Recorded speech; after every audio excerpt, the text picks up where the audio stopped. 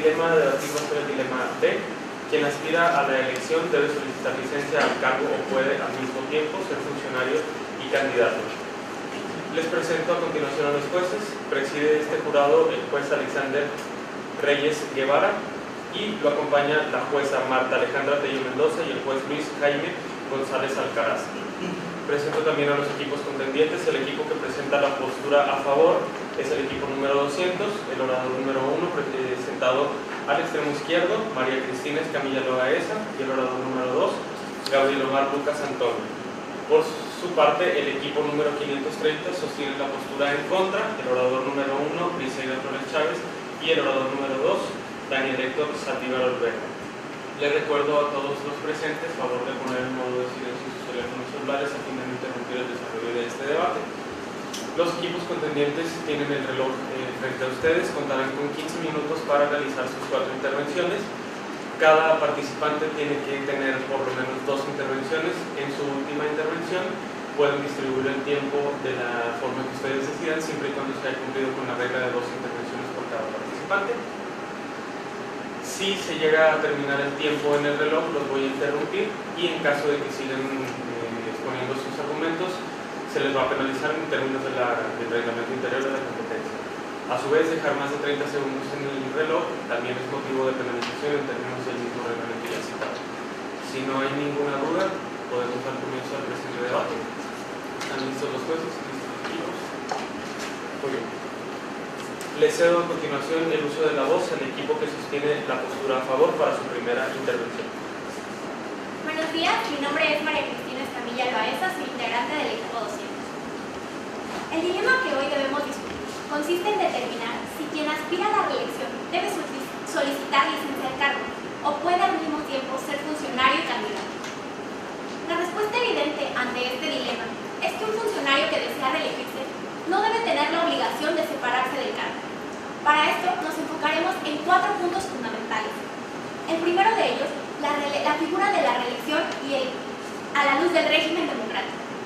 El segundo punto, los beneficios que implica permitirle a un funcionario que continúe en el cargo. El tercer punto, las restricciones válidas a los derechos fundamentales y políticos. Y finalmente, las reglas del juego, equidad y reelección. Como antecedente, sabemos que en México la figura de la reelección estuvo prohibida desde la Constitución de 1917, ello bajo el principio de la no reelección. Y fue hasta el año 2014, con la reforma político-electoral, que esta nueva figura se ve incorporada nuevamente en nuestro ordenamiento jurídico. Por tanto, la reelección es entonces la posibilidad de ser elegido después de haber ocupado un cargo durante un periodo de gobierno. Es necesario decir, y de acuerdo con el informe de la Convención de Venecia sobre los límites de la reelección, que esta debe ser concebida como una cláusula autónoma vinculada al derecho de la participación política y al derecho al voto pasivo. Es en este sentido que al ser una modalidad a este derecho permite imponerle ciertas restricciones y limitaciones, las cuales deben supeditarse a parámetros de objetividad y razonabilidad. Es decir, debe realizarse un ejercicio de ponderación para el establecimiento de estas medidas y la exigencia de su realización, con el fin de no violentar los derechos políticos electorales. A decir de nuestra Constitución, dentro del artículo 115, por ejemplificar, se encuentran contempladas 4 restricciones respecto a la reelección en los ayuntamientos. La primera de ellas es que debe ser consecutiva y para el mismo cargo. La segunda, que los periodos no deben ser mayores a 3 años. La tercera, que debe ser únicamente para otro periodo. Y la cuarta, que la elección se realice por el mismo partido o por la coalición que lo hubiere postulado. De la interpretación funcional de estas restricciones se desprende la finalidad que persigue. La necesidad de mantener un régimen auténticamente democrático, evitando el ejercicio ilimitado del poder. Previo a abocarnos al análisis de estas restricciones, resulta importante ahora hablar de los beneficios que trae el no imponerle la obligación a un funcionario de que se separe de su cargo. Para ello, y lo que este equipo sostiene como la más importante, una administración pública congruente, de calidad y eficaz. Pues sabemos que México es uno de los países cuyo periodo gubernamental municipal es muy breve. En consecuencia, esto genera en los miembros del ayuntamiento la necesidad de aplicar recursos en proyectos de alto impacto mediático en donde no existen las condiciones ni sociales ni económicas. Para poder esclarecer este punto, me voy a permitir ilustrar el ejemplo del caso hipotético de la competencia. Julia Martínez. Julia Martínez Izquierdo fue electa en el año pasado para ser presidenta municipal de uno de los municipios de Coahuila durante el breve periodo de un año. Durante su gestión, se caracterizó por llevar a cabo una agenda de género, una agenda de trabajo, en la que impulsó al género femenino, promoviendo acciones dentro del interior del municipio para mejorar su situación. Asimismo, entabló diálogos y puentes de comunicación con la sociedad, estando al pendiente siempre y sensible con sus necesidades. A raíz de la reforma constitucional del 2014 de la que ya hemos hablado, Julia decidió reelegirse para su cargo, por lo que atinadamente sin separarse del mismo. En este caso, se puede ver ejemplificado el primer punto al primer beneficio al que nos referimos, una administración congruente y eficaz, ya que la permanencia del cargo de Julia es necesaria para que ésta se pueda seguir dando, pues de lo contrario interrumpirla significaría que se interrumpiría también su agenda que lleva arduamente trabajando no solamente con los ciudadanos, sino en especial con las mujeres, quienes representan un sector que ha sido víctima de la discriminación sistemática. Consecuentemente, esta se vuelve una herramienta en estas condiciones, es decir, que sin separarse de su cargo, para que ella pueda a su vez concluir con estas tareas fundamentales como merece la ciudadanía. Estas condiciones debe decirse que no son aplicables únicamente al caso concreto y aislado del caso hipotético, pues muchos funcionarios se vuelve evidente que tienen la necesidad de que se les permita continuar en el cargo para poder seguir aportando a la administración pública. Es cuanto. A continuación, le cedo el uso de la voz para su primera intervención al equipo que sostiene la postura en contra. Muy buenos días, honorable jurado, compañeros debatientes, público que nos acompaña. El día de hoy, el equipo número 530, integrado por mi compañero Daniel Héctor Saldívar y su servidora, Besaida Flores, estamos aquí y vamos a darnos razones, no para convencerlos, sino para demostrar por qué quien aspira a la reelección no puede permanecer en el cargo y desempeñarse como funcionario público y como candidato. Es bien sabido por nosotros que nuestro sistema electoral se ha ido desarrollando a lo largo de varias reformas. Especialmente hace 30 años es que se ha establecido un principio fundamental, el principio de equidad en la contienda electoral. Al respecto, me permito hacer una analogía. Cuando nosotros desarrollamos una carrera de atletismo, todos los candidatos y los contendientes se ponen detrás de una línea, lo cual representa que todos están con las mismas condiciones de ganar. En este caso, aquel funcionario que se mantiene en su cargo y a la vez es candidato, claramente y como en la imagen los ilustré, se está posicionando un paso adelante. Vamos a dar las razones por qué. Me parece muy importante que el equipo contrario haya tocado el tema respecto del derecho y el Estado democrático. Justamente en este sentido, es que me permito presentarles también gráficas que nos establecen que uno de nuestros principales problemas como nación ha sido justamente la desviación de recursos públicos. Esto es una evaluación del 2006 al 2017 por el Foro Económico Mundial. Ahora, para irnos de lo general a lo particular, ¿cómo está posicionado Coahuila? Por otro sistema de índices, también está posicionado en el limbo. No está ni tan mal, ni tan bien, aparentemente. Específicamente, en el caso de corrupción, también se nos posiciona así, ni tan mal, ni tan bien. Coahuila aquí está. Pero, por si esto no fuera suficiente, hay una fiscalía especializada para la investigación de delitos de corrupción en Coahuila. Y esta nos dice que hay alrededor de 147 exfuncionarios, los cuales incluyen también exalcaldes, que son perseguidos por investigaciones abiertas por presuntas desviaciones de recursos públicos. Es entonces cuando nosotros nos preguntamos, ¿de verdad estamos preparados como nación, Coahuila en específico, para poder implementar esta figura en este modo? No estamos en contra de la figura, nos parece aceptado y nos parece necesaria. El problema es que no estamos en las condiciones sociales, nuestro contexto no es suficiente todavía para poder permitir que se desempeñen como funcionarios públicos candidatos al mismo tiempo. A lo largo de este debate estaremos exponiendo cifras, argumentos sólidos de varias ramas y ciencias para poder demostrar esto. Pero uno de nuestros ejes centrales van a ser corrupción, programas sociales, medios de comunicación. Es cuanto. Le cedo el uso de la voz para su segunda intervención al equipo que sostiene la postura a favor. Gracias.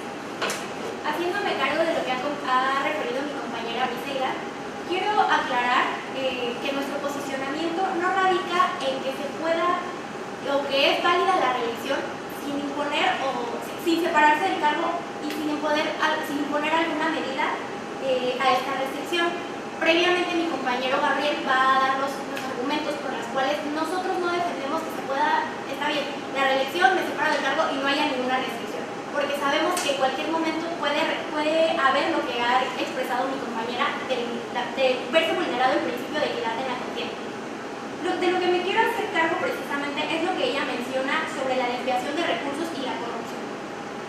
En este punto en específico, yo tengo un beneficio más que se puede ver si un funcionario es al mismo tiempo un candidato.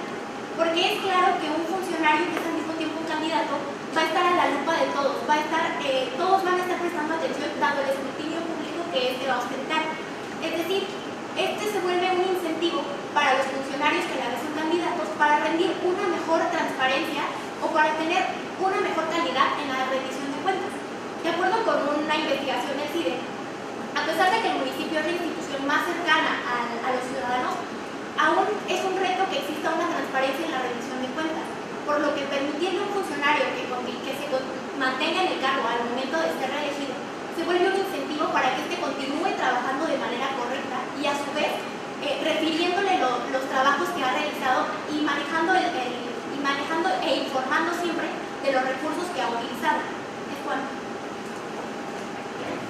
Le cedo el uso de la voz para su segunda intervención al equipo que sostiene la postura de favor. Muchas gracias. Con su venia, jurado. Como bien menciona mi compañera, es necesario establecer límites para las reelecciones. De otra manera se estaría vulnerando la equidad de la contienda.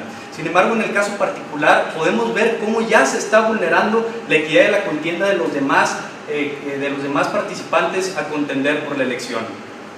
Para mostrar un ejemplo claro y concreto, aquí en el estado de Coahuila, y más específico en el municipio de Saltillo, tuvimos un caso particular muy parecido al caso hipotético, en donde el alcalde en funciones no renunció y fue funcionario y a la vez fue candidato. Por la naturaleza de sus propias funciones es una atención y se tiene una sobreexposición a los medios de comunicación. Aquí les muestro una gráfica elaborada por el monitoreo de prensa de medios, elaborado por el Instituto Electoral de Coahuila para la elección 2017 y 2018, en donde podemos encontrar que el alcalde Manolo Jiménez, que era el funcionario público que decidió no renunciar, fue mencionado en su persona 307 veces, mientras que el candidato que quedó en segundo lugar, el señor Óscar Muhammad, fue mencionado únicamente 74 veces. Pero nos podemos encontrar una similitud en la televisión, en donde el candidato y funcionario Manolo Jiménez fue mencionado 47 veces, mientras que el segundo lugar fue mencionado únicamente 10 veces. Y tenemos exactamente lo mismo en el monitoreo de radios realizado por el Instituto Electoral de Coahuila, en donde podemos ver que el alcalde y candidato fue mencionado 111 veces, mientras que su contraparte, que quedó en segundo lugar, fue mencionado únicamente 25 veces. Aquí podemos ver hechos concretos, claros, que ya sucedieron, en donde se deja en una completa desequidad, en una completa desigualdad a los demás funcionarios. Además, ¿por qué pedimos que el funcionario público renuncie al cargo mientras se lleva la contienda electoral? El candidato tiene acceso a los recursos públicos, a los recursos humanos y a los recursos públicos, humanos y económicos que conllevan la función pública. En el caso concreto vemos dos ejemplos en donde Julia Martínez va saliendo de dos eventos de campaña y la abordan ciudadanos para poder ver temas de campaña, y ella, en lugar de decir que no, deja a su secretario particular para atender esas necesidades. Una de las cosas que le entregaron fueron fotografías y videos que comprometían a los demás candidatos. Quiero mencionar que es un evento público que fue financiado con recursos del ayuntamiento, en donde se entregaron premios que fueron financiados por el ayuntamiento, en donde se llegó en vehículos del ayuntamiento, con gasolina del ayuntamiento, y que el secretario particular, que es el que toma nota en horario laboral, hay que destacar, es pagado por el ayuntamiento y se supone que está en un horario laboral, por lo que no tendría por qué estar viendo cosas o temas de la campaña electoral. Como bien mencionó mi compañera Briseida, en estos momentos en el país que tenemos no existe el contexto político, social, económico y de procuración de justicia para garantizar una verdadera equidad de la contienda si el funcionario público decide permanecer en su cargo. Además, quiero recalcar que ningún derecho es absoluto, como bien lo mencionaron, y sí debe tener límites. El derecho de votar y de ser votado en este caso y de ejercer su función pública está plenamente salvaguardado. Y bien lo dijeron, hay que hacer una ponderación, hay que decir qué pesa más. El principio en el cual se basa nuestro sistema electoral, que es el principio de equidad de la contienda, o que el funcionario puede estar unos cuantos días más durante su cargo. ¿Es cuánto? Le cedo el uso de la voz para su tercera intervención al equipo que sostiene la postura a favor. Muchas gracias. Muy buenas tardes a todos. Mi nombre es Gabriel Lucas, al lado de mi compañera María Cristina. Sostengo que un funcionario que aspira a la reelección no debe pedir una licencia para poder contender en el proceso electoral. Y para continuar con nuestros argumentos, los cuales nos permiten sostener tal aseveración, me voy a permitir dar contestación a lo sostenido hace unos segundos por Daniel. Atinadamente él dice que los derechos no son absolutos y que son materia de restricciones. Nos tenemos que preguntar entonces, ¿de qué manera se restringen los derechos políticos, que al final del día no son sino derechos fundamentales? Y al principio me gustaría remitirme a un antecedente casi histórico para el caso mexicano, el caso Han Ronk de 2005, donde el Tribunal Electoral del Poder Judicial de la Federación, aunque en aquel entonces lo denomina como un mero control de legalidad al contraponer o analizar las disposiciones de un cuerpo normativo secundario a la luz de las disposiciones internacionales, establece que como todo derecho fundamental, los derechos políticos deben estar supeditados a restricciones que sean proporcionales y racionales. ¿De dónde se desprende eso? De los artículos 29 y 30 de la Convención Interamericana de Derechos Humanos. Al respecto nos dice que para que podamos establecer una restricción se debe establecer o se debe respetar el contenido mínimo esencial de ese derecho. Es decir, hay límites a los límites que les podemos interponer a los derechos fundamentales. En este caso el compañero terminó su participación aseverando que sería proporcional, y utilizó esa palabra, limitar el derecho a la participación política, específicamente el derecho al voto pasivo para ser elegido y acceder a un cargo de elección popular en su modalidad de reelección, a la luz del proceso electoral en sí mismo, el régimen democrático, y para ello incluso desde su participación inicial hablaron de un principio básico de la contienda electoral. Estamos hablando del principio de equidad. Incluso tuvieron la amabilidad de ilustrar para este público y para el jurado una competencia en la cual todos los competidores partían del mismo punto, haciendo una analogía en que todos los competidores del juego democrático debían estar en la igualdad de condiciones. ¿Es este un fin constitucionalmente válido, algo que se puede salvaguardar a través de una restricción a este derecho, al derecho a recibir voto pasivo y su modalidad de reelección? Invariablemente. El fin parece constitucionalmente válido. Analicemos entonces un elemento también que es muy importante. Y para esto hago un paréntesis, me permito hacer un test de proporcionalidad, que son en atención cuando ponderamos diversos derechos al estilo de la Corte Interamericana de Derechos Humanos y como también lo ha establecido la Suprema Corte de Justicia de la Nación. Primero, es evidente que la restricción debe estar en la ley. El artículo 115 constitucional para el caso de los ayuntamientos no establece como una restricción al ejercicio de la reelección como modalidad el hecho de que se separe del cargo. Aún así, para efectos de este ejercicio y siendo este un debate que se limita a un plano conceptual, vamos a dar por hecho que la restricción existe. El fin constitucionalmente válido, por supuesto, va de salvaguardar los principios del poder democrático, en particular la equidad. Pero preguntémonos entonces, ¿es esta medida idónea? Sí es idónea. El hecho de que obliguemos a un funcionario que se encuentra en funciones a separarse del cargo, por supuesto que garantiza que todos nos encontremos en igualdad de condiciones. Ahora, ¿la medida es necesaria? Me temo que no. Porque hay otras medidas que son menos lesivas y que permiten salvaguardar el derecho que yo tengo a ejercer el cargo popular por el que fui votado, por el periodo por el que fui votado, y por el periodo que la gente me seleccionó para que pudiera fungir como tal a través de un ejercicio de su soberanía, del cual es titular último y originario, en términos del artículo 39 constitucional, al depositar su confianza en las urnas por el funcionario que se encuentra en funciones. Es entonces que este equipo no solamente sostiene esta aseveración de que no debe separarse del cargo, sino al contrario, también proponemos una solución. ¿Cuál es entonces esta medida que sí cumple los requisitos de necesidad y de idoneidad? Primero, para establecer el juego democrático, limítame a mí como funcionario las intervenciones que tendré en televisión, en medios de comunicación como radio, como redes sociales. Hay que limitar el contenido de las cosas de las que yo puedo hablar. Incluso si es necesario, impídeme a mí como funcionario acudir a eventos sociales y que asista un representante. Ahora, en una acción afirmativa, hagamos que los otros competidores del juego democrático tengan más acceso a los medios de comunicación y se encuentren en un plano de equidad para poder cuestionar lo que yo estoy haciendo, mis planteamientos. Es entonces que ya subsanamos esta medida, esta falta de equidad que por supuesto admitimos que se da cuando un funcionario se encuentra en la proyección pública en atención al umbral del escrutinio del cual es sujeto, y lo salvaguardamos respetando dos derechos. Por un lado los valores democráticos y por los otros los valores de los cuales el funcionario por supuesto que es titular. Y es que al principio de su intervención Briseida tuvo la amabilidad de hablar acerca del Estado de Derecho, un Estado en el cual las autoridades supeditan su actuar al principio de legalidad formulado en sus inicios por Hans Kelsen. Sin embargo, ahora en México ya no hablamos simplemente de un Estado de Derecho, hablamos de un Estado constitucional en el cual no se puede entender cualquier decisión si no es a través del respeto irrestricto de todas las personas, incluso los funcionarios que se encuentran en funciones. Es por ello que es preciso encontrar soluciones que armonicen por un lado los valores democráticos y los derechos fundamentales de todas las personas. Sostener lo contrario, sostener que en atención a un bien de la colectividad o a un valor democrático se pueden vulnerar derechos fundamentales de otras personas, es en sí mismo contradictorio e insostenible. Muchas gracias. Le cedo el uso de la voz al equipo que sostiene la postura en contra para su tercera intervención. Primeramente, me gustaría iniciar haciendo una cita textual.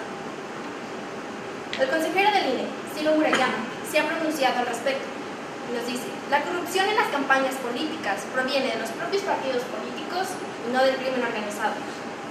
Esto va de la mano con el sustento, con cifras que son palpables, a la luz de que nosotros no estamos propugnando que la ley no ha hecho su trabajo. En efecto, se han estructurado, ya la figura de la reelección ya está legislada.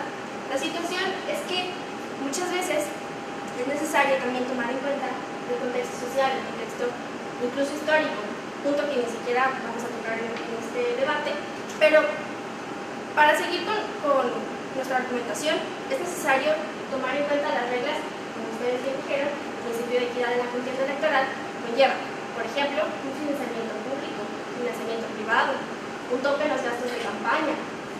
Todos estos puntos, los medios de comunicación, que por ejemplo, aquí, por lo que propugnaba el equipo contrario, aquello de que los derechos no son absolutos, tienen límites, hay un claro ejemplo de cómo los ciudadanos incluso estamos también en razón de que en efecto se nos tiene que limitar, en este caso, el derecho a la información, cuando se nos dice, me permito citar, Jurisprudencia 23/2009, radio y televisión. El Instituto Federal Electoral es el único facultado para ordenar la difusión de propaganda política o electoral. Aquí se pudiera decir que se está violentando el derecho a la libertad de expresión de muchos de los ciudadanos al no poder comprar un espacio en la radio o en la televisión para ellos poder tener propaganda política a la que son afín. Pero justamente es aquí donde nosotros ciudadanos estamos conscientes de que hay medidas que son necesarias para poder mantener nuestro Estado constitucional democrático de derecho. En efecto, la situación aquí es que nuestra labor como ciudadanos, como sociedad, no termina únicamente con las leyes. Hay que tomar en cuenta, hay que tomar medidas, hay que tomar políticas públicas. Y es en este sentido que también nos vamos a tomar en cuenta respecto de los programas sociales que se llevan a cabo por los partidos políticos que contienden para tener cargo. En este respecto, nosotros tomamos en cuenta que estos no se encuentran apadronados, es decir, aquí hay como una vía de escape para que aquí se cometan demasiadas irregularidades. Estas van de la mano con todos los índices que ya les hemos otorgado de desvío de recursos públicos, corrupción, financiamiento público, financiamiento privado. Por si no fuera poco, también tocamos el punto de los medios de comunicación, pero vámonos al caso concreto. El caso concreto nos dice que los medios de comunicación, en la situación de Julián Martínez Izquierdo, se realizaban entrevistas en la sala de prensa del ayuntamiento sobre temas de campaña electoral. Y al respecto, hay una teoría psicológica que nos dice que hay 3 momentos de persuasión del voto en las personas que reciben información mediante medios de comunicación. El primero es cognición, el segundo es juicio y el tercero es comportamiento.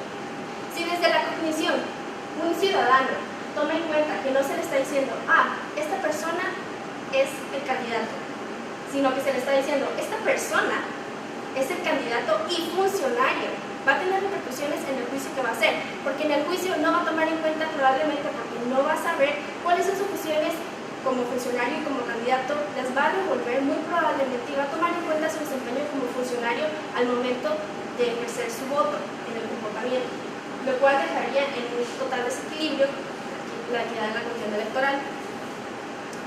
Además, me permito reforzar nuestros argumentos con una de las investigaciones realizadas por John Kerry, es un investigador estadounidense, que nos dice que cuando nosotros estamos apenas implementando una figura como la reelección en un país, hay que tomar en cuenta nuevamente contexto y situaciones específicas. Hay que tomar en cuenta nuestro sistema, nuestras instituciones, nuestro sistema electoral, nuestro sistema de partidos. Y nosotros estamos de acuerdo en que el nuestro, en cuanto a instituciones, electoral, ha sido muy bueno, es profesional, se ha basado en muchos otros países. El problema es que en la práctica, la cultura política de los ciudadanos, que somos los mismos que contendemos para cargos públicos, no es suficiente. No alcanza a poder llenar esos requisitos para que se lleve con ética este ejercicio democrático. Es cuanto. Cedo el uso de la voz para su cuarta y última intervención al equipo que sostiene la postura a favor. Gracias. Hemos escuchado cómo el argumento principal del equipo número 530 estriba en establecer que el hecho de que un funcionario sea al mismo tiempo candidato es el hecho de la falta de equidad en el proceso electoral. Sin embargo, el equipo 200 ha dado una respuesta contundente a la forma de salvaguardar esta falta de equidad, respetando a su vez los derechos tanto de la persona que es funcionario y desea ser reelecto, como los principios y valores democráticos, estableciendo una solución que es perfectamente concebible a la luz y en el marco de un Estado constitucional de derecho. Es cierto que ella lo dijo dentro de los medios de comunicación, que el hecho de que un funcionario se encuentre en la elección pública establece en principio una desigualdad. Y al respecto podríamos hablar del fundamento filosófico-político de esta idea. Norberto Bobbio, en sus Universales Procedimentales, establecía que son 6 las reglas básicas del juego democrático. La tercera y la cuarta principalmente se enfocaban respectivamente a una cuestión de libertad objetiva y libertad subjetiva respectivamente.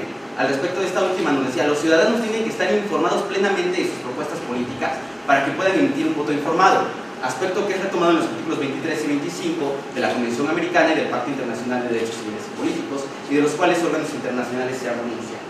Sin embargo, remarco que este tipo ya ha establecido una solución a través de un test de proporcionalidad que salvaguarda el principio de equidad en las contiendas electorales, así como los derechos fundamentales de los cuales el funcionario es titular.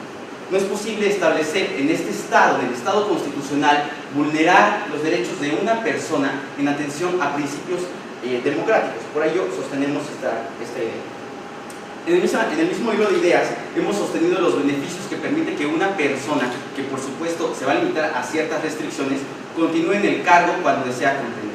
Va a permitir que tengamos una administración congruente, eficaz, efectiva, allegada a las personas y que pueda consolidar una agenda de trabajo en la cual se ha enfocado desde su primer día. Al final de todo esto, quien estará en las facultades informados a través de la garantía de oposición democrática, del diálogo y del debate, de ir a las urnas y reforzar su confianza en este funcionario o de sancionarlo votando por alguien más, son los ciudadanos, ello en ejercicio del poder público del que son titulares en ejercicio. Es por ello que sostenemos que en este Estado, el Estado constitucional, es perfectamente concebible ser funcionario y ser candidato al mismo tiempo. Muchas gracias. Le cedo el uso de la voz para su cuarta y última intervención al equipo que sostiene la postura en contra. Muchas gracias, con su venia.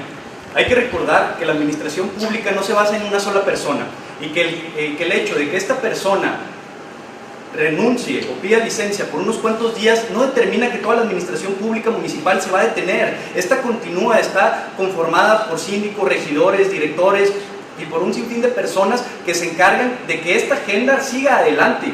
Así que la ciudadanía no se vería verdaderamente perjudicada, simplemente se estaría salvaguardando el principio de equidad de la contienda. Y sí lo decimos, y qué bueno, compañeros, que lo acepten, porque este principio, que es fundamental para el sistema electoral mexicano, está plenamente vulnerado. Ustedes tratan de dar algunas soluciones, sin embargo, ya está establecido, ya existen las reformas constitucionales que pretenden garantizar esta equidad en la contienda. El artículo 41 constitucional, por ejemplo, establece los límites de acceso a los medios de información por parte de particulares. Sin embargo, vemos que ellos, al permanecer en el cargo, se está violentando directamente. Además, que como ya mencionamos, se tiene acceso a los recursos públicos, humanos y económicos que conlleva su función pública. ¿De qué manera? Ustedes dicen y señalan que hay que regularlos. Lo que nosotros decimos precisamente es que en este momento no existen las condiciones, y ustedes lo confirman al decir que no existen y que hay que hacerlo, pero estamos hablando de un caso concreto. En este caso de la señora Julia Martínez no se puede quedar. ¿Por qué? Porque no existen esas regulaciones, y las regulaciones que existen se ven violentadas. Los programas sociales, el Índice Nacional de Desempeño de Programas Sociales señala que hay 26 programas que representan más de 80,000 millones de pesos que están en la completa opacidad. Después, el secretario ejecutivo del Coneval nos dice que la mayoría de estos programas, sociales se van precisamente a las campañas políticas. Díganme ustedes si eso no representa una inequidad de la contienda. A su vez, el exconsejero presidente del entonces IFE, Luis Carlos Ugalde, hizo un estudio en donde determina los flujos de efectivo que existen en los periodos electorales. Nada más para darnos una idea: 2006 baja, 2012 baja, son elecciones a gobernadores, sube, baja 2017 y el 2018 sube. Si bien tenemos un sistema de fiscalización que es sumamente eficiente, tiene una gran área de oportunidad, que es el dinero en efectivo, que es muy difícil de rastrear. Para concluir, hemos escuchado diversos argumentos tanto a favor como en contra, pero quisiera que por este momento dejáramos las palabras a un lado y que nos concentráramos en los hechos concretos. La señora Julia Martínez no puede permanecer en su cargo y siendo a la vez candidata, porque estaría vulnerando la equidad de la contienda, la cual es base para tener un sistema electoral efectivo en nuestro país. Es cuanto. Toda vez que se han concluido las intervenciones de los equipos en la primera etapa oral, vamos a pasar ahora a la ronda de preguntas. La ronda de preguntas va a constar de 5 minutos por cada uno de los equipos participantes. Vamos a seguir el siguiente mecanismo. La primera pregunta será dirigida al equipo que sostiene la postura a favor, al orador número 1, y la segunda pregunta al orador número 2. De la misma forma se seguirá esa mecánica para el equipo que sostiene la postura en contra. En caso de que el tiempo en el reloj se termine para los equipos participantes, cuando se les esté realizando las preguntas, no voy a interrumpirlos. Sin embargo, ese tiempo que se haya excedido en el reloj se le va a agregar al equipo siguiente en las preguntas que les hagan los jueces. No sé si hay alguna duda. Podemos proceder entonces. Vamos a dar inicio a la primera pregunta, que sería dirigida al orador número 1 del equipo a favor. Primero quiero decir, para los equipos, la reelección es algo muy novedoso para México. Ciertamente la forma en la que se regula por el legislativo es muy somera, cierto, esa palabra, pues hace este tema muy complejo, porque en la realidad pues sí tenemos ahí algunas cuestiones jurídicas, pero todavía seguimos pensando en el impacto y en la operatividad del problema. Entonces yo noto que ambos equipos se concentraron mucho en aspectos jurídicos, pero imaginaron un poco las cuestiones operativas. Entonces en esa tesitura voy a aterrizar los problemas. Ok. Se menciona justamente que no debe separarse del cargo porque no afecta. Sin embargo, el 134 constitucional justamente ha hecho mucho énfasis en el uso de los recursos públicos y la propaganda personalizada y, digamos, el desempeño de los servidores que se encuentran con recursos humanos, públicos, pueden acceder, digamos, a una situación de ventaja. Cristina, ¿cuál consideras que debería ser el blindaje que deberían de tener los servidores públicos o que se debería de tener hacia ellos para que no hicieran mal uso de los recursos públicos? Bueno, en atención a lo que abordamos también a lo largo del debate, evidentemente nosotros esclarecimos que al permitirle a una persona contender por el cargo y estar en funciones, puede verse colisionado el principio de equidad y el derecho de ella para contender. Por lo que nosotros establecimos que no se le restringiera este derecho, sino que le pusieras a los demás ciudadanos las mismas condiciones, e incluso te limitaran a ti como funcionario que pretende volver a ser electo el uso, por ejemplo, de los medios. Si bien tú como figura pública, como funcionario, no puedes quitarte la investidura que tienes de presidenta de tu función, sí puedes establecer horarios, como se hizo en el presente caso. Incluso los tribunales han referido que no todo el tiempo va a ostentar la calidad de funcionario público, sino que existen horas en las que ella va a ser una persona, ella va a poder realizar actos que no precisamente sean los de un funcionario. En mi opinión, yo considero que restringiendo el uso, es decir, de los medios, no aportando propaganda, es decir, si a mí me preguntan, ¿cómo está la contienda? En este momento vengo en carácter como funcionario, en este momento vengo y estableciendo estos límites para precisamente evitar la violación al principio de la equidad en la contienda. Muy bien. Ahora paso justamente con Gabriel.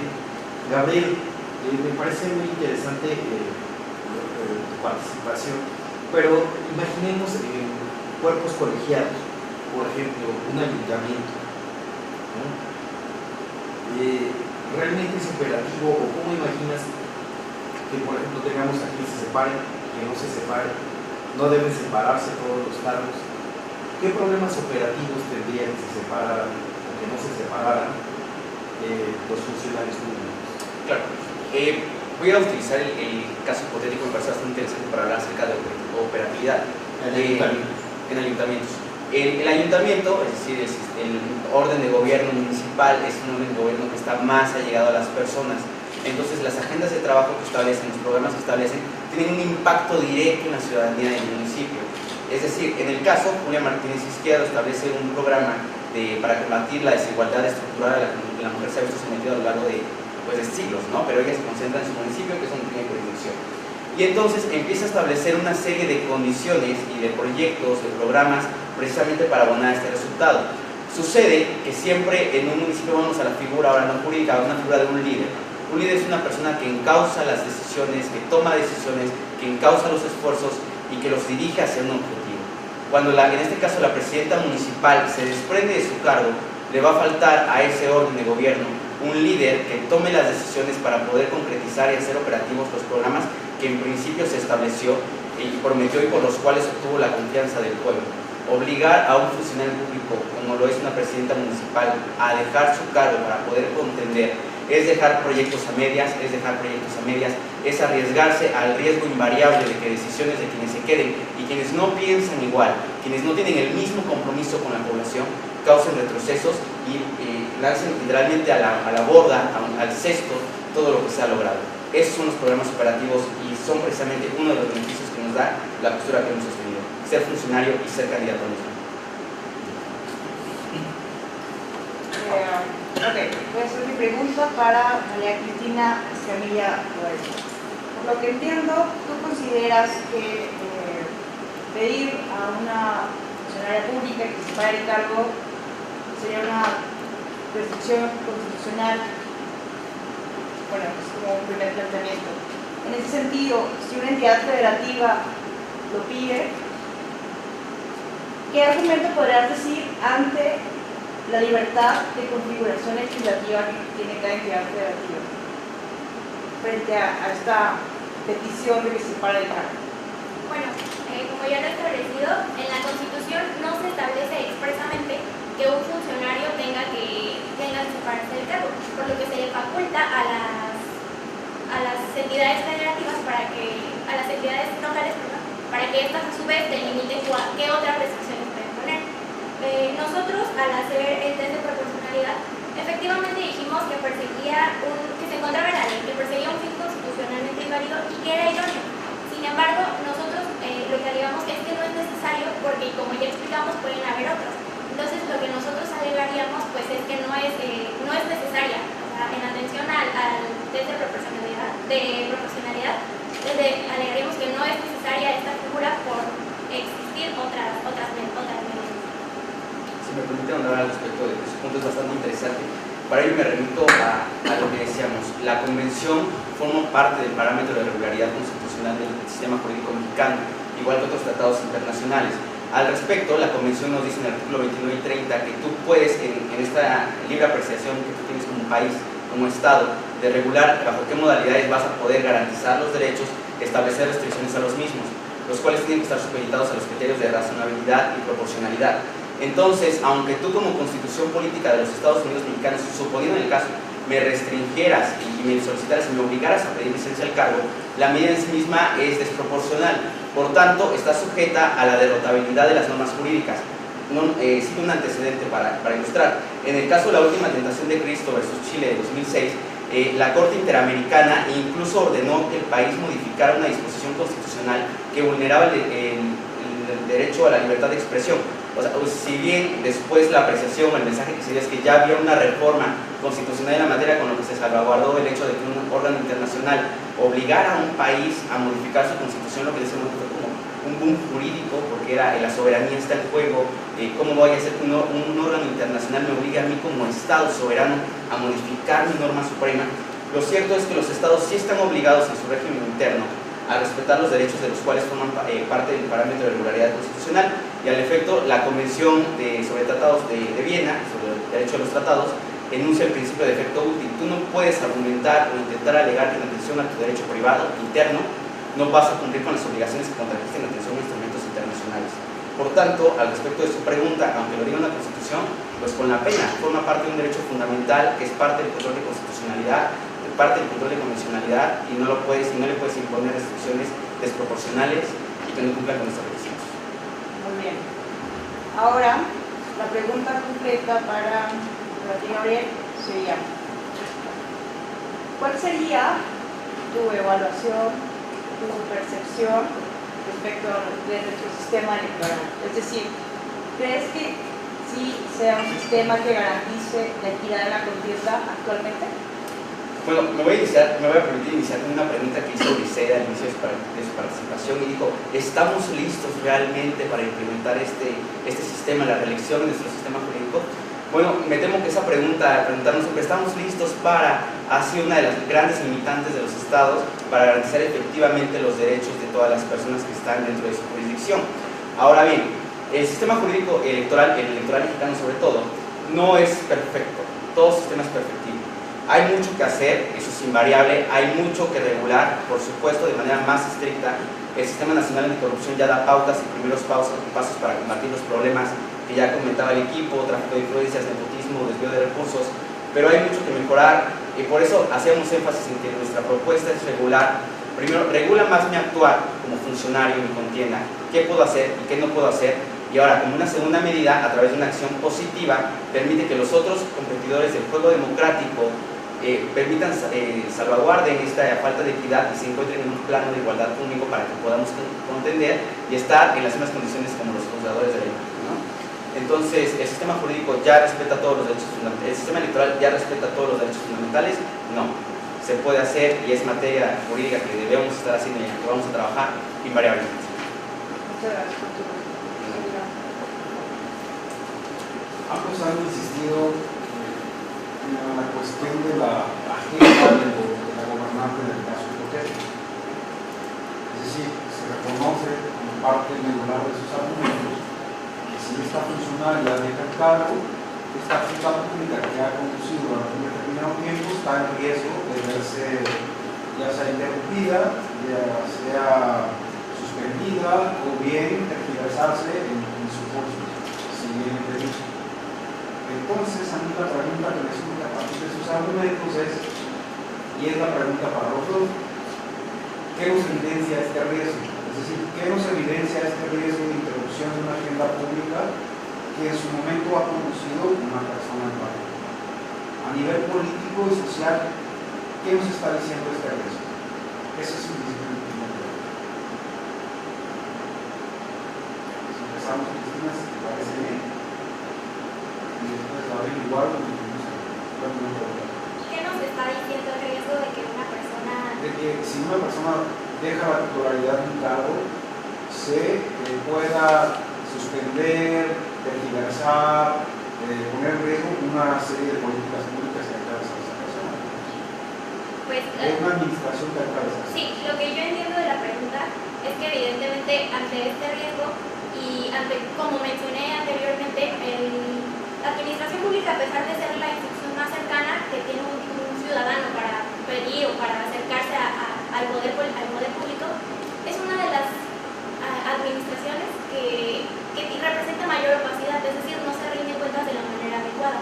Entonces, al encontrarnos ante este supuesto, el que una persona deje a cargo o interrumpa su función para ir a ejercer otra y la deje en personas que no sabemos si lo van a continuar haciendo de la manera, en el caso concreto, que ella lo tenía haciendo, por ejemplo, con las mujeres, que tenía la función de impulsar la situación de las mujeres en el municipio, no sabemos, y más aún en el Cabildo, en este caso había pluralidad, ya que la contienda se había dado se había dado en situaciones de choques, ¿no? Entonces no sabemos si todas estas personas van a tener las mismas condiciones, el mismo entusiasmo por trabajar realmente con una administración pública de calidad. Entonces el riesgo que aquí se generaría es efectivamente un retroceso y perjudicar el derecho a los ciudadanos de esto. Al respecto, la pregunta fue, y complementando, coincido plenamente con lo que dijo Cristina, ¿qué problema expresa el hecho de que se pueda echar abajo todo el trabajo que ha hecho la gobernadora? El problema es la evidente existencia de diversos intereses. Cuando hay un cambio, y es por lo que dice Cristina, cuando hay un cambio de administración o sobre todo de la figura líder, la que conduce, la que determina, la que señala las pautas con las cuales ha de actuar la administración pública, es evidente que no todos comparten el mismo entusiasmo, el mismo compromiso por las causas. Y también hay un mal entendimiento del poder, y eso no es una cuestión, bueno, sí es una cuestión filosófica, pero sobre todo en México es una cuestión práctica, tangible en nuestra realidad todos los días, ¿no? Vemos servidores públicos que abusan de sus posiciones, que utilizan los recursos para todo menos para lo que debería hacer, que es darle a todos los ciudadanos los elementos suficientes para que desarrollen el libre desarrollo de su personalidad. La existencia de estos diversos intereses es precisamente un problema a la hora de entender el poder en el régimen jurídico mexicano, y yo me atrevería a decir también, sobre todo en Latinoamérica y también en el mundo. El hecho de malentender el poder y creerse soberano me recuerda a un dicho que dijo un servidor textual: el Estado soy yo, decía, ¿no? Un malentendimiento del poder. Entonces, yo creo que ese es el malestar que pone en evidencia. Yo creo que es un malestar que puede ser combatido con el mantenimiento de las personas en el poder, porque por lo menos vamos a tener una seguridad, la congruencia de las acciones que se están implementando, evitar que se hagan retrocesos y evitar que se tiren recursos a la basura solamente porque dejamos o decidimos dejar obras a medias. No hay ninguna pregunta más. Muy bien, entonces pasamos a la ronda de preguntas para el equipo que sostiene la postura en contra. Contarán hasta con 5 minutos más 5 minutos y 27 segundos, que fue el tiempo cedido por parte del equipo a favor. Damos comienzo con la primera pregunta dirigida al orador número 1. Sí. Lo novedoso de la reelección es que es consecutiva. Ya existía la reelección en México, un funcionario público podía pasar de un cargo a otro, y justamente sí existía esta posibilidad. Bueno, se marcaba justamente esta porción normativa en la cual se exigía que el servidor público tenía que renunciar al cargo con las ventanillas o espacio que en la Constitución local lo marcara, ¿no?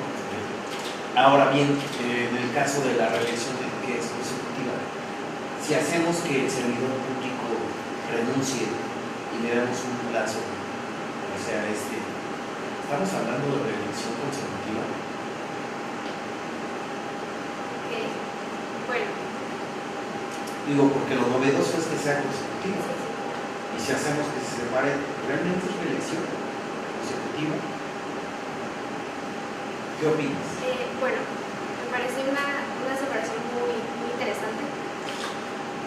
Pero no entiendo, bueno, la verdad es que para contestar esa pregunta me siento como la necesidad de tener que posicionarme en la postura a favor. Pues adelante, sí, Bueno, te escuchamos.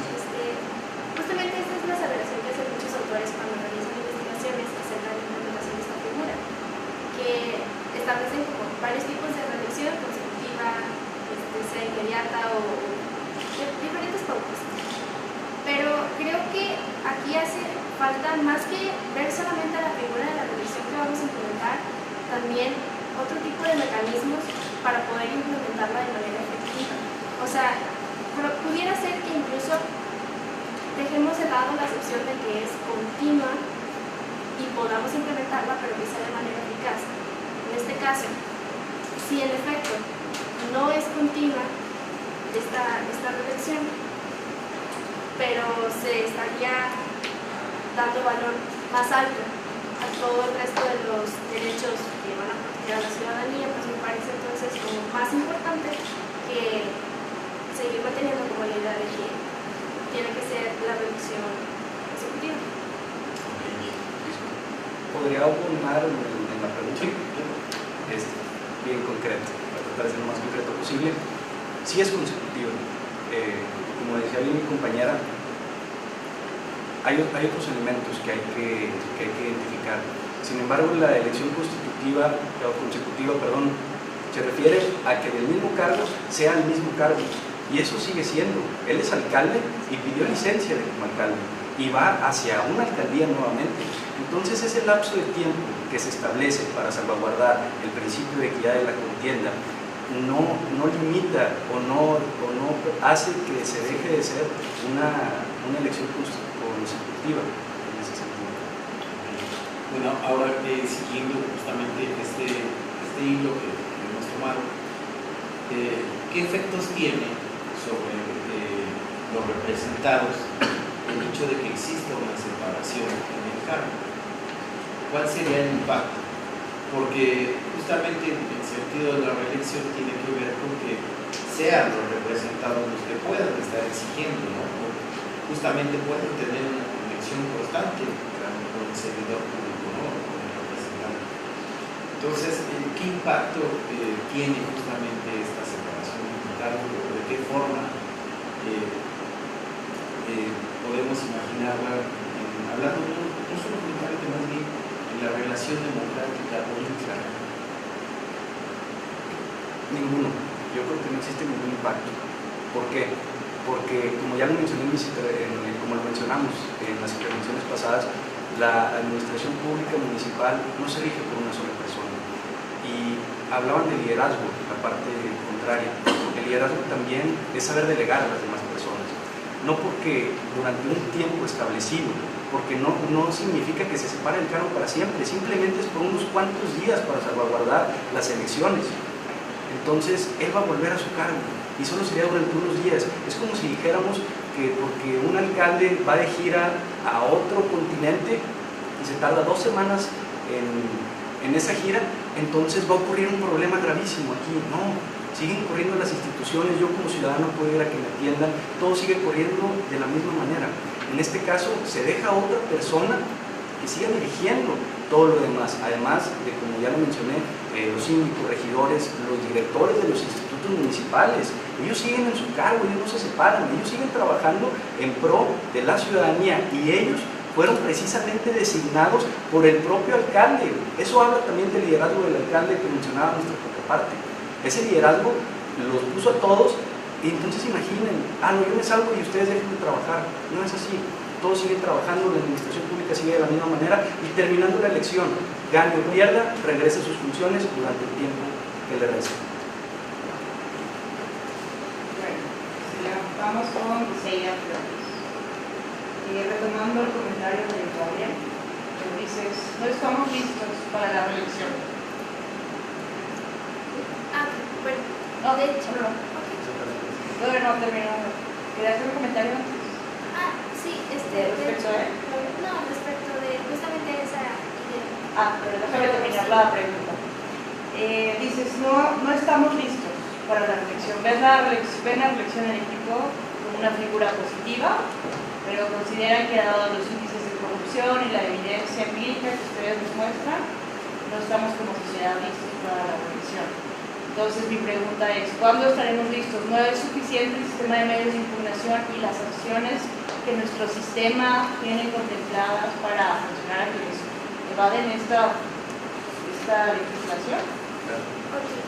Bueno, al respecto me parece muy importante que haya tomado el punto porque de hecho fue algo que quise aclarar hace un momento, porque cuando yo realicé esa aseveración de que no estamos listos para implementarla, justo en esa condición de permitir que se quede en el mismo cargo.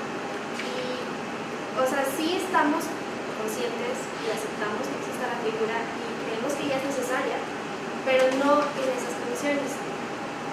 En este sentido, es importante tomar todos esos elementos o factores que nos dicen, ok, la reelección es importante y es necesaria porque, por ejemplo, y en efecto, pudiera verse que en el caso concreto se le dé seguimiento a ese, por ejemplo, agenda de género o todas esas mejoras que hizo. Pero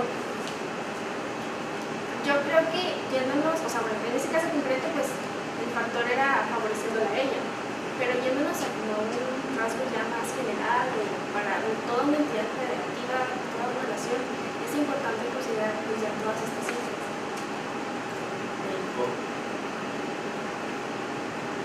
Abonando lo que mi compañera dijo y en el mismo sentido, es cierto, existen las instituciones, existe todo lo anteriormente señalado, pero como pusimos el ejemplo, el sistema de fiscalización del INE tiene una gran área de oportunidad para detectar dinero en efectivo. Entonces hay que acotar eso, poder solucionar ese problema para entonces hacerlo. No por nada el índice global de impunidad coloca a México como el país más impune de América y el cuarto más impune a nivel mundial. Son datos muy graves. Entonces, contestando su pregunta, efectivamente, ahorita, si bien se hacen grandes esfuerzos por terminar con esto y por procurar la justicia, los datos nos dicen que esto no se ha logrado, y mientras esto no se logre, no podemos voltear a ver esta figura de un candidato y funcionario a la vez, pues esto llevaría a que se cometan muchísimas más irregularidades de las que lamentablemente hoy en día ya tenemos.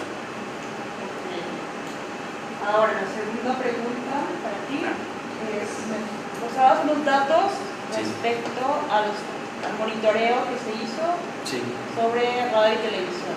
Hubo inequidad porque se midió como la mención a un candidato de forma mayor que otro. Mi pregunta es, eso, si bien puede ser inequidad en cuanto a los tiempos de radio y televisión, eso, ¿qué relación tiene o qué impacto tuvo en su calidad de funcionario? Es decir, eso, ¿qué tiene que ver en su calidad de funcionario? ¿No? Si la administración de los tiempos del Estado en radio y televisión se administra por el INE, ¿cómo influyó en su calidad de funcionario electoral? Gracias. Para contestar a su pregunta, estos datos no son sobre los spots, son sobre las menciones aparte de los spots. De los noticieros, exactamente, de las opiniones que se dieron, dejando los spots de lado. Entonces, si el INE ya determinó que los medios de comunicación son un factor sumamente importante para influir en la decisión de la ciudadanía al momento en que las elecciones van a votar. Es por esto que lo regula y es por esto que se regula incluso la Constitución. O sea, es un tema sumamente importante para que la ciudadanía decida. Aquí tenemos una sobreexposición de la persona que es candidato y funcionario al mismo tiempo. ¿Por qué? No por culpa del candidato, sino por la propia naturaleza de su cargo. ¿Por qué? Porque cuando va a atender a cualquier situación que se dé, cuando se van a entregar programas sociales, cuando se tiene un evento de cualquier tipo, ahí está el alcalde, y el alcalde está con esa sobreexposición de los medios que dejen una inequidad evidente, como lo podemos ver en las gráficas, a los demás candidatos, que si bien tienen sus spots de radio y televisión, no tienen acceso a todas esas plataformas que el ayuntamiento le brinda al candidato y funcionario a su vez. Gracias. A mí me interesa mucho el tema de la construcción de la agenda pública de modo general. y es uno de los temas que trabajamos en la investigación, digamos, cómo se construye la agenda pública en diversos órdenes de gobierno. Y por eso me preocupa mucho la cuestión de qué nos dice la reelección acerca de la agenda pública. Entonces, mi pregunta es muy similar a la del equipo anterior. ¿Cuál es su reflexión? ¿Ustedes qué les dice? ¿Qué les dice en términos sociales y políticos, no políticos? ¿Qué les dice el hecho de que existe el riesgo de que una agenda se pueda caer, se pueda desvirtuar, no se pueda continuar, en fin, por la salida de un funcionario de su cargo? ¿Cuál sería la reflexión? ¿Qué podrían complementar respecto a lo que ya se dijo? Y la pregunta es exactamente igual para ellos. Bueno, a ese respecto me gustaría hacer mención de que hay políticas de gobierno que generalmente acompañan pues, a cierto determinado número de personas que fue electo en políticas de Estado. Entonces, yo veo a la reelección como figura en su aspecto positivo a un mecanismo para que justamente todos esos proyectos con los que se inicia durante campaña y que son los que se les da publicidad, justamente se les pueda aterrizar, porque hay muchas veces que un solo periodo pues no te alcanza para poder aterrizar todos tus proyectos y demostrar a la ciudadanía realmente todo lo que estás dispuesto a hacer. En ese aspecto es positivo, pero me gustaría también como darle importancia al aspecto de que, ok, podemos hacer ambas cosas, podemos mejorar el gobierno integral de los municipios mediante estos mecanismos, pero a la vez también podemos estar respetando el derecho también de los candidatos, porque a fin de cuentas también son ciudadanos y realmente lo único que se hace con esta pequeña restricción es, ok, vamos a proponer por el derecho de la ciudadanía para que con estos mecanismos puedan desarrollar sus proyectos, pero también se va a tener respeto por el disciplina de la contienda. Creo que solamente tendría repercusión al momento de elegir. Con su permiso. Como usted bien menciona, la agenda pública es sumamente importante para que podamos construir o ir construyendo una sociedad mejor e ir atacando las necesidades particulares, en este caso del ayuntamiento. Sin embargo, reitero el punto que hemos tocado, en que no se afecta a la agenda pública. ¿Por qué? Porque no se cambia completamente de gobierno, el que pida licencia no significa que se vaya a terminar con esa agenda pública. La agenda pública está marcada y bien la pueden marcar para los próximos 90, 60, 30 días y no hay problema alguno. Y le puede dejar de la misma manera las instrucciones a quien va a ocupar el cargo en ese momento en el que él se dejó para que siga esa misma agenda pública. Él lo va a designar y bien le puede decir, esta es la agenda, vamos a seguirla. Voy a regresar terminada la elección y vamos a seguir continuando con esa agenda pública. Y de igual manera a todos los directores de los institutos. Entonces, no creemos o estamos seguros de que la agenda pública no se vulnera por pedirle al funcionario que salga para que él ejerza un derecho, porque aparte es una decisión de él el volver a contender, y es una decisión válida y todos lo podemos hacer. Sin embargo, debe estar sujeta a diversas limitantes que en este caso sostenemos no afecta la agenda pública por el periodo tan breve que representa. Restan unos segunditos, no creo que se haya ninguna pregunta. Hemos concluido en este momento la ronda de preguntas. Le voy a solicitar a todos los presentes que abandonen esta sala a fin de que los jueces puedan deliberar. No se alejen mucho de la sala para que puedan regresar a la siguiente sesión.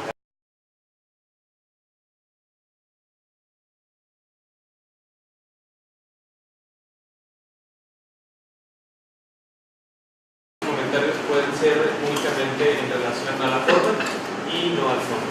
Estamos con eso. Okay. En esta ocasión quiero que se vea compartido un mensaje que realmente a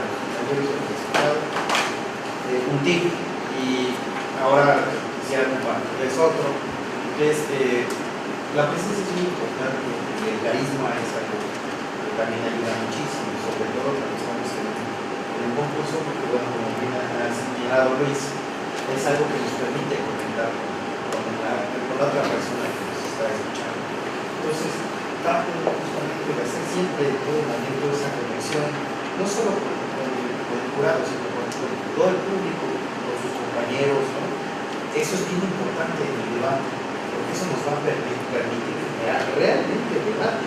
Eso es lo que nos va a atar con pensamientos para poder realmente empezar a hacer un ¿no? Esa conexión y esa forma en la cual nos estamos mostrando nos va a ayudar muchísimo. Yo creo que ya lo hacen en cierta medida, pero digamos que sigan trabajando en aquello, porque en algún momento pareciera como que sí voy a debatir tu postura, paredes, ¿no? Mírense, acérquense, tomen posición, así que es su escenario, ustedes son los artistas, siéntanse, intégrense a eso.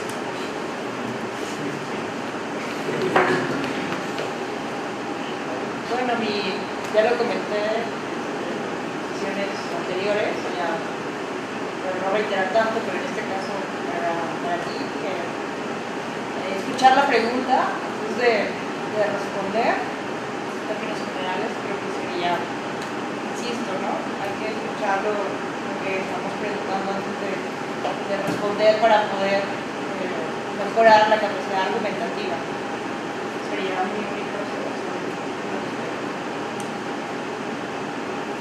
Para no repetir algunas cosas que he dicho en otras mesas, hay una cosa, yo además como comunicólogo soy yo, entonces una cosa que sirve mucho cuando uno está en situaciones de estrés es tomarse 2 segundos para hacer una inhalación.